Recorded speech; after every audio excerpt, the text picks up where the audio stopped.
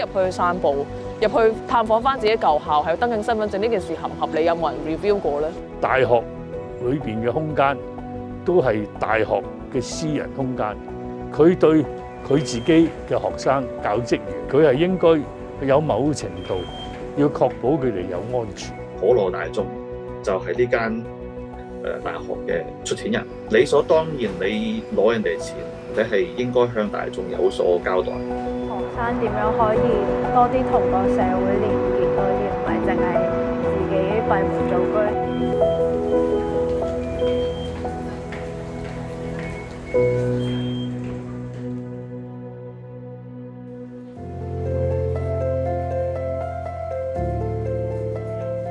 今日我哋有個簡單嘅主題啦，可唔可以視成個校園都好似一個博物館咁樣樣？咁我哋可以上車啦。我帶任何遊客、建築研究者走入嚟中大，佢哋都會覺得點可能有咁大規模嘅風格咁近似嘅建築聚埋一齊㗎？即係冇拆到喎。Samson 喺中文大學讀書同教書已經超過20年，鍾情於觀察同研究建築環境嘅佢，今日帶散步團參觀佢口中呢一個粗獷建築博物館。呢度嘅建築我諗真係有一啲好大嘅特色，係香港少有地咁多現代同埋粗獷建築，所以我就會好想同人講呢度嘅故事咯。呢度每個獨一無二嘅角落都成就咗山城嘅風景。企喺呢個位啦，呢一邊咧好似啲梯田式咁樣嘅建築，有個水塔喺度。我覺得成個空間感啊，喺香港冇任何地方揾得到。我諗和星嘅呢個 cafe 望到成個吐露港，咁我哋一路以嚟都會話吐露港其實係中大最大嘅資產之一嚟嘅，即係嗰個景觀，連余光中都會特登去寫文章去講嘅。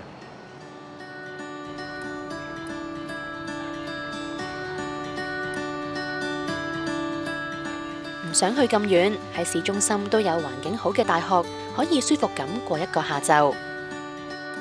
Samantha 係城市規劃師，喺社交平台創建咗揾個位坐關注組專頁。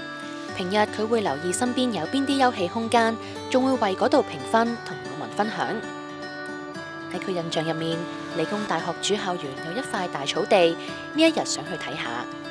最後真係揾唔到先問人咯，即係我都想試下，就咁樣行，究竟係揾唔揾到咯？揾下揾下，行到歪座李兆基樓，佢見到第一個驚喜。呢個好得意喎！呢隻台，我哋可以去坐下，係可以轉㗎，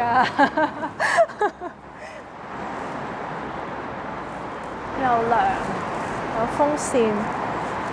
以前我讀中學嘅時候，我會入 Con U 溫書㗎，佢有啲位置係有台有凳咁樣㗎嘛。除咗係嗰啲溫書，即係學生溫書，可能係而家好多嗰啲freelance 或者 slasher 咧，咁佢都會可能需要呢啲咁嘅地方。繼續向住目的地進發，佢發現咗第二個驚喜。係影相，我自己都幾中意睇花，我覺得都幾療愈嘅呢個過程。贊咗。This bench is named 嗰張凳佢嗰個擺設係咁樣擺，佢可能係有一啲背後故事喺度嘅，咁都會豐富到你去嗰個公共空間嘅體驗咯。停下再行下，終於嚟到大草地。係又有高高低低咁樣咧，其實可以咁樣瞓喺度曬太陽又得。Samantha 覺得呢一塊草地充滿唔同可能性。好似將圖書館嗰個氛圍帶到出嚟咁咯，呢個我覺得可以搞個讀書會啊！真係有啲人會喺度睇書喎，即係電子書又有，實體書又有，或者有唔同嘅位置可以揀嚟坐啊，等你覺得有一個自主權，你可以選擇去坐乜嘢位置。驚喜不斷，佢相信理大呢個校園係鬧市中嘅寶藏。紅磡嗰邊，我好似冇乜印象有一啲好好嘅open space， 咁呢一度就算係一個大啲啦、靜啲啦嘅地方，而有就腳喎，即係如果喺個站度行過嚟都係1分鐘左右。不過對校園唔同設施嘅種種想像，相信都只能夠停留喺想像。2019年反修例事件中，理工大學一度被示威者佔領，之後復課，校方喺校園主要出入口安裝閘機，學生要拍卡或者掃通行碼先可以入閘。去到今年1月再新增人臉識別，我哋可以入去拍攝，只係因為有校內嘅人特別為我哋申請。咁有冇得即場登記啊？冇嘅，冇得登記啊？咁要點樣先入到去啊？有學生或者職員啦去申請你可以。哦，就唔可以自己入嚟嘅。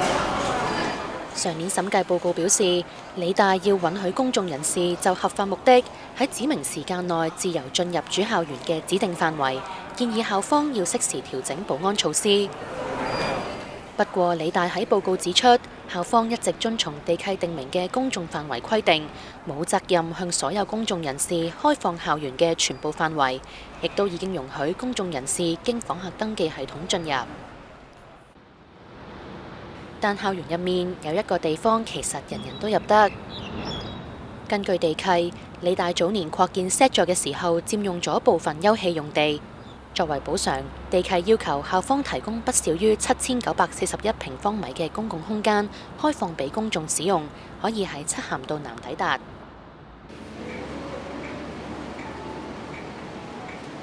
Samantha 呢一日就喺人流比較旺嘅尖沙咀前往 SET 座嘅公共空間。即係譬如如果依條路咁樣，周圍係冇鋪頭嘅，你冇嘢行嘅，跟住條行人路又好窄，跟住好多車，又冇乜遮陰咁樣，咁就令到要去嗰個地方都未去到，嗰個成本已經好高咯。喺原路亦都冇咩指示。咦？等我睇下點樣去先呢個位置，可唔可以由呢個隧道去呢？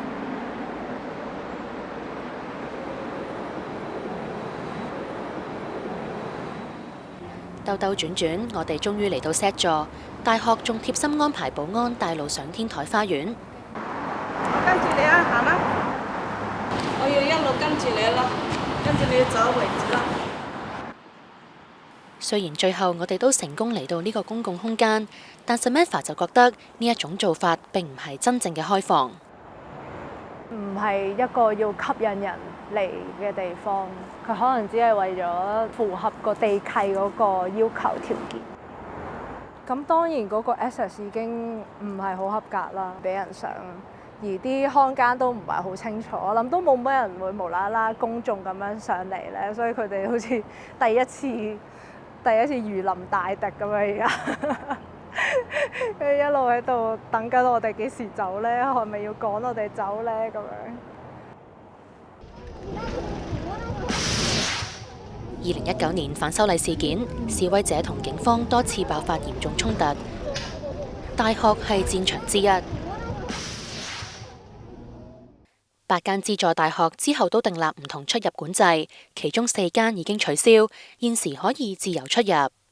理大同城大至今仍然要有學生或者教職員幫訪客事先預約，而訪客要進入中大同交大就要用身份證即場登記。